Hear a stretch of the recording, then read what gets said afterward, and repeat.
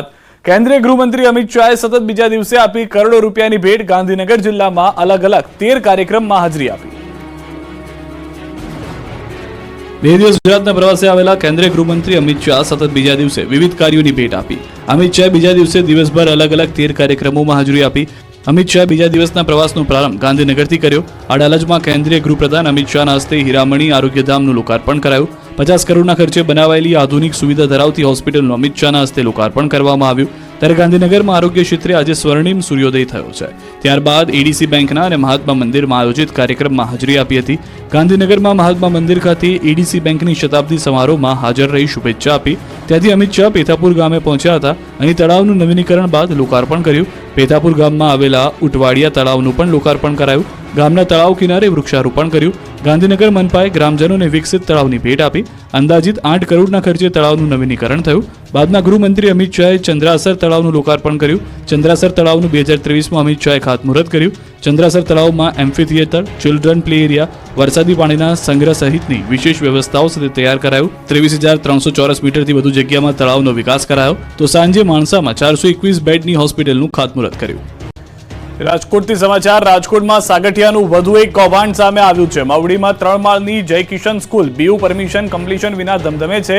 600 વિદ્યાર્થી પર જીવનું જોખમ।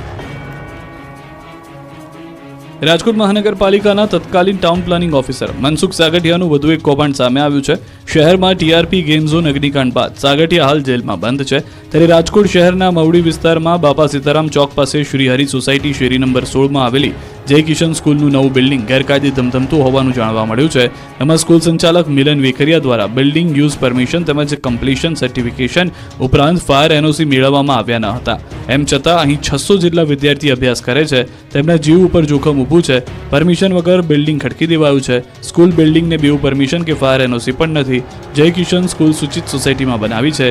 સાગઠિયાના અધિકારીઓએ 2023માં નોટિસ આપ્યા બાદ કોઈ કાર્યવાહી થઈ નથી।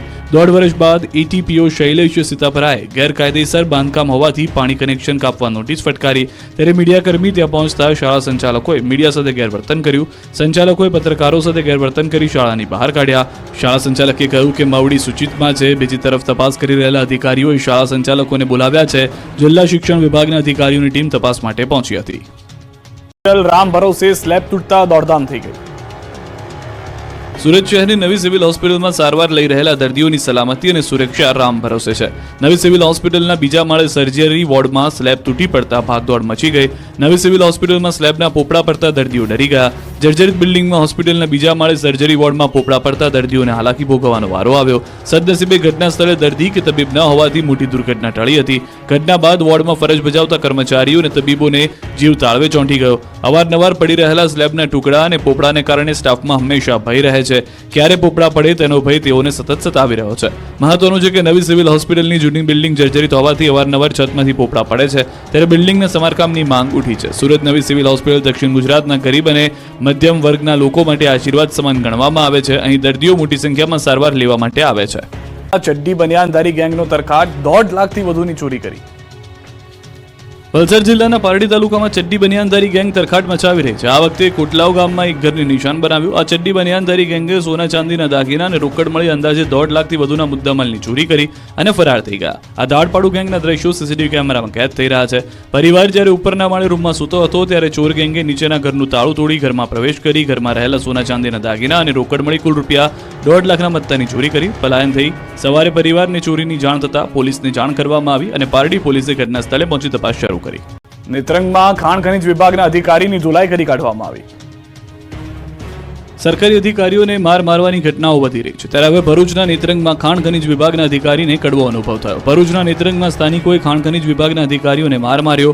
ફ્લાઇંગ સ્ક્વોડના કર્મીઓએ ગાડીમાં કપડાં બદલ્યાનો સ્થાનિકોએ આક્ષેપ કરી ધુલાઈ કરી। લોકોએ નકલી અધિકારી હોવાની આશંકાએ બંને અધિકારીઓને માર માર્યો। બંને અધિકારીઓને પોલીસ મથકે લઈ જવાયા। ત્યારબાદ પોલીસની તપાસમાં બંને ખાણ ખનીજ વિભાગના અધિકારીઓ હોવાનો ઘટસ્ફોટ થતાં છોડી મુકાયા। વડોદરામાં દૂષિત પાણીને લઈને સ્થાનિકોનું હલ્લાબોલ। કચેરીને રહીશોએ તાળાબંધી કરી।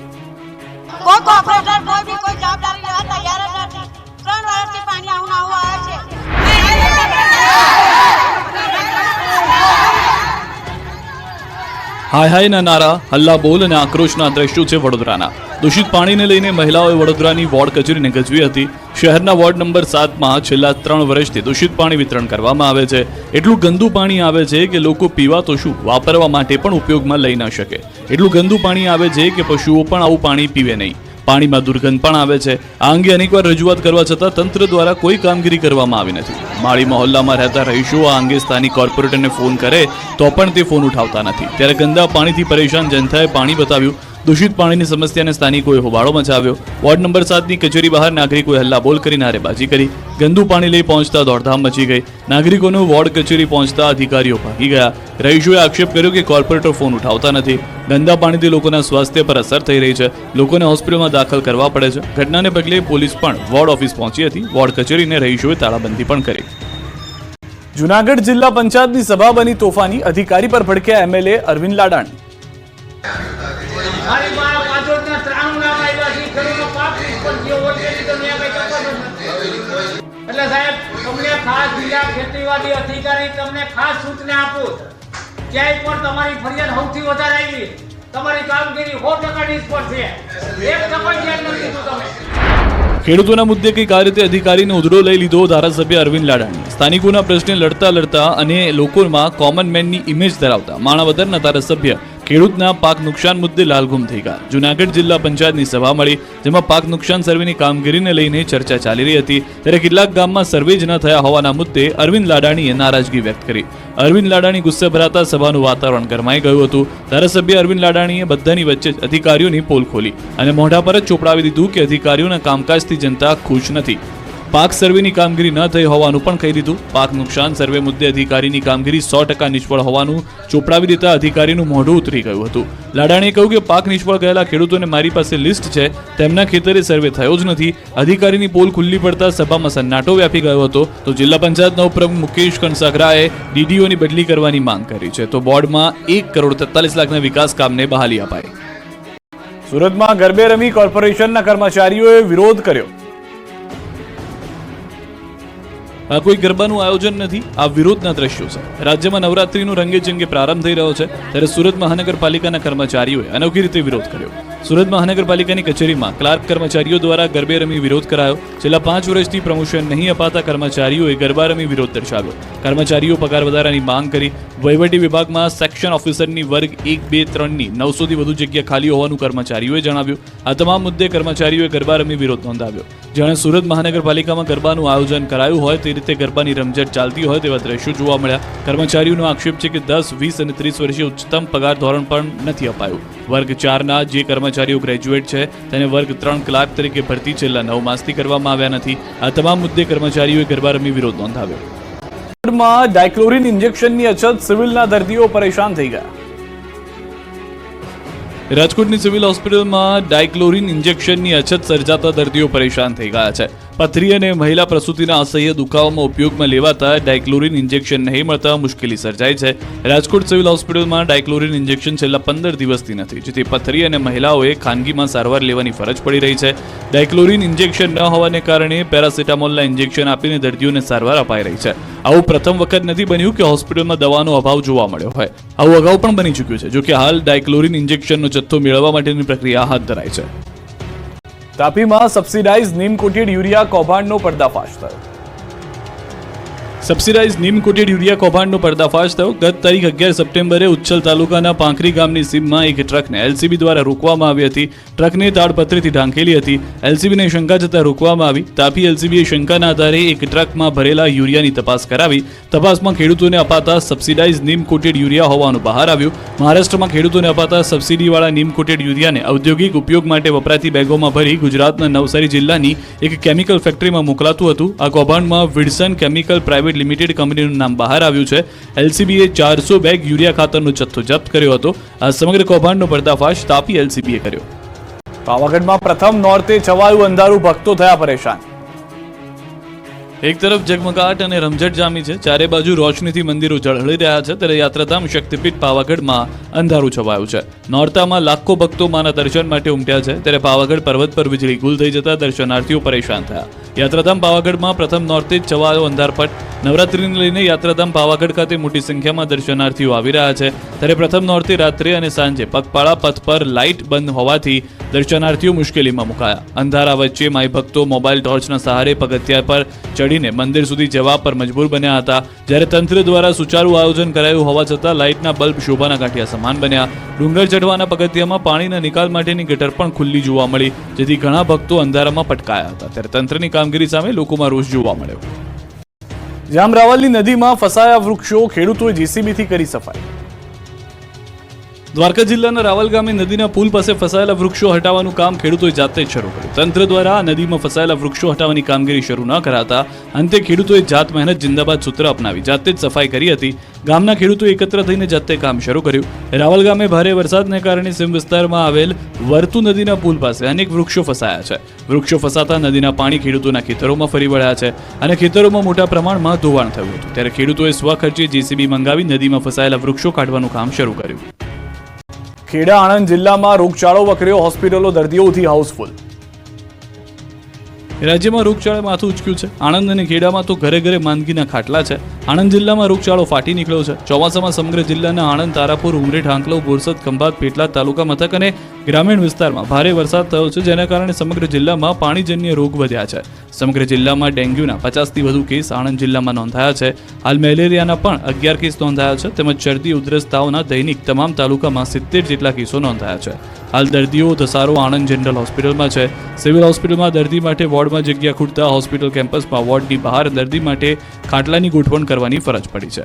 આ બાજુ ખેડામાં પણ બેવડી ઋતુમાં રોગચાળો વકર્યો છે. ઝાડા ઉલટી અને ડેન્ગ્યુના કેસ વધ્યા છે. માઉદાના ઓઢાજીના મુવાડા ગામે રોગચાળો વકર્યો છે. ઝાડા ઉલટી, ડેન્ગ્યુના 50થી વધુ કેસ નોંધાયા. સરકારી અને ખાનગી હોસ્પિટલમાં દર્દીઓની ભીડ જોવા મળી છે, ત્યારે એક જ ગામમાં અનેક લોકોની બીમારીએ ભરડામાં લઈ લીધા છે. ગંદકી અને મચ્છરના ઉપદ્રવના કારણે રોગચાળો વકરી રહ્યો છે. ગંદકી દૂર કરી મચ્છરનો ઉપદ્રવ અટકાવવા ગ્રામજનો માંગ કરી રહ્યા છે. વરસાદના કારણે જામનગરના બીઆરસી ભવનમાં દસ્તાવેજો પલળી ગયા. તંત્રના પાપે જામનગરમાં દસ્તાવેજો પલળ્યા છે. જુઓ વિદ્યાર્થીઓની બુકોની હાલત. ચારે તરફ પાણીનું સામ્રાજ્ય, પાણીની વચ્ચે પુસ્તકો તરી રહ્યા છે. શરમજનક અને કરુણતાના આ દ્રશ્યો છે જામનગરના બીઆરસી ભવનના. જામનગરના બીઆરસી ભવનનું સમારકામ ન કરાતા પાણી ભરાયું. બીઆરસી ભવનમાં પાણી પડતા સરકારી ચોપડા પાણીમાં પલળ્યા. અનેક વખત રજૂઆત બાદ પણ બીઆરસી ભવનની મરામત ન કરાતા સરકારી પુસ્તકો વરસાદમાં પલળી ગયા. અનેક વખત વિડીયો પુરાવા સાથે રજૂઆત કરી છે, છતાં તંત્ર દ્વારા કોઈ કામગીરી કરી નથી. વર્ષ 2004માં બનેલું આ બિલ્ડિંગ અત્યંત ક્ષતિગ્રસ્ત બન્યું છે, ત્યારે સરકારી પુસ્તકો પલળતા વિદ્યાર્થીઓનો અભ્યાસ ખોરવાયો છે. શા માટે પુસ્તકો પલળ્યા તે અંગે થવી જોઈએ તપાસ અને જવાબદારો સામે પગલાં લેવા જોઈએ તેવી માંગ બીઆરસી ભવનના કોર્ડિનેટરે કરી. 12 પાસ ઠગબાજોએ 27 રાજ્યના લોકોને 30 કરોડમાં સુડાવ્યા. સુરતના સરથાણા અને મોટા વરાછામાં 37,000માં ભાડેથી 3 દુકાનો લઈ 12મી ચોપડી ભણેલા 3 ચીટરો 30 કરોડ રૂપિયાની છેતરપિંડી આચરી. ફેસબુક પર બોગસ વેબસાઇટની જાહેરાત મૂકી કિચનવેર અને ઘરવખરી સામાન સસ્તામાં આપવાના નામે ગ્રાહકો પાસેથી કરોડોની રકમ પડાવતા હોવાનું રેકેટ સરથાણા પોલીસે પકડી પાડ્યું. પોલીસે 8,35,000ના મુદ્દામાલ જપ્ત કરી 3 સૂત્રધારો સહિત 6 ને પકડી પાડ્યા, જ્યારે એક સૂત્રધાર પિયુષ વિનુ ખુંડ વોન્ટેડ છે.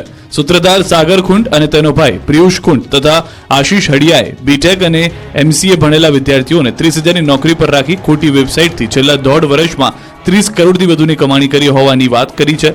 આ ટોળકીનું કામ ફ્લિપકાર્ટ જેવી દેખાતી બોગસ વેબસાઇટ અને QR કોડ બનાવી ફેસબુક પર કિચનવેર અને ઘરવખરી સામાન સસ્તા ભાવે વેચવાની જાહેરાત મૂકતા. સૌથી મોટી વાત તો એ છે કે 2 વર્ષથી ચાલતા કૌભાંડમાં આરોપીઓએ અલગ અલગ નામની 19 નકલી વેબસાઇટ બનાવી. આ ઠગાઈમાં સિમ કાર્ડ સહિતના ડોક્યુમેન્ટ તેમજ બેંકની કીટ આશીષ હડિયા ભાવનગર અને જૂનાગઢથી લાવતો. આશીષ 5 થી 10,000ની લોકોની લાલચ આપી બેંકની કીટ ઉપરાંત ડોક્યુમેન્ટ તેમજ સિમ કાર્ડ લઈ આપતો. પોલીસને ઠગ ટોળકી પાસેથી 700 ઈમેલ મળ્યા છે. આથી 700 બેંક ખાતાનો ઉપયોગ કરાયો હોઈ શકે છે. આવી રીતે માત્ર ગુજરાત જ નહીં, ગુજરાત બહારના 27 રાજ્યના લોકોને પણ છેતર્યા હતા. આ સાથે 700 email, 8 laptop, 2 computer, 21 mobile, 32 ATM card, 9 QR code અને 18 આધાર કાર્ડ. જામનગરના જોડિયાથી ચરસ સાથે 3 લોકો પકડાયા. જામનગરના જોડિયામાં આવેલા દરિયા કિનારા પાસે ચરસનો જથ્થો ઝડપાયો છે. એસઓજીની ટીમે દરિયા કિનારા પાસે બાવળની જાળીઓમાં છુપાયેલો જથ્થો ઝડપી પાડ્યો. ચરસના જથ્થા સાથે પોલીસે 3 આરોપીઓની ધરપકડ કરી તપાસ હાથ ધરી છે. પોલીસે 8,78,850 રૂપિયાની કિંમતનો 5 કિલો 859 ગ્રામ ચરસનો જથ્થો કબજે કર્યો. પોલીસે આરોપીઓ વિરુદ્ધ NDPS એક્ટ હેઠળ ગુનો નોંધી આરોપીના મોબાઈલ કબજે કરી વધુ તપાસ હાથ ધરી. દરિયામાં કરચલા પકડવા ગયેલા શખ્સોએ ચરસનો જથ્થો મેળવી તેને વેચતા પહેલા બાવળની જાળીઓમાં છુપાવ્યો હતો. દ્વારકામાં પોલીસ રક્ષક બનવાની બદલે ભક્ષક બન્યો છે, વૃદ્ધની હત્યા કરી. દ્વારકામાં પોલીસ રક્ષક બનવાની બદલે ભક્ષક બની ગઈ છે. કલ્યાણપુર તાલુકાના ખાખરડા ગામે અંગત અદાવતમાં એક વૃદ્ધની હત્યા કરવામાં આવી. આ હત્યા કરનાર પોતે પોલીસ કર્મચારી છે. લગભગ 2.5 મહિના પહેલા આ વૃદ્ધની જૂની અદાવતમાં હત્યા કરવામાં આવી હતી. આ મામલે પોલીસ લાંબા સમયથી તપાસ કરી રહી હતી. અંતે પોલીસને આરોપી શોધી કાઢવામાં સફળતા મળી. 80 વર્ષીય વૃદ્ધ રાત્રિના સમયે પોતાની વાડીમાં હતા ત્યારે તેમના ગળાના ભાગે અનેક તલવારના ઘા ઝીકી નિર્દયતાપૂર્વક તેમની હત્યા કરવામાં આવી, જે ખંભાળિયા પોલીસ સ્ટેશનમાં ફરજ બજાવતા પોલીસ કર્મચારી દશરથસિંહ રણુભા જાડેજા દ્વારા કરવામાં આવી હતી. 2012માં મૃતકની વાડીમાં ઇલેક્ટ્રિક કરંટ મૂકવામાં આવેલો હતો, જેના કારણે કરંટ લાગતા આરોપીના કાકા તથા કાકાના દીકરા બંનેનું મૃત્યુ થયું હતું, જેનો બદલો લેવા 2 વર્ષે દાદાને જ પતાવી દીધા. સુરતમાં ફોરેનર ફિટનેસ ટ્રેનરના નામે ઠગબાજે 9 યુવતીઓને ફસાવી 53 લાખ પડાવ્યા. સોશિયલ મીડિયાનો ઉપયોગ કરતી યુવતીઓ કોઈ પણ અજાણ્યા લોકો સાથે મિત્રતા ન કરતા સુરતની 9 યુવતીઓને થયો છે કડવો અનુભવ. સુરતના વરાછાની NRI યુવતી ડોક્ટરને બ્લેકમેલ કરી 1,89 લાખ પડાવનાર ગુરુપ્રસાદ નાયડુએ તમિલનાડુ અને બંગાળની 9 યુવતીઓ પાસેથી પણ 53,10,000 રૂપિયા પડાવ્યાનું જાણવા મળ્યું.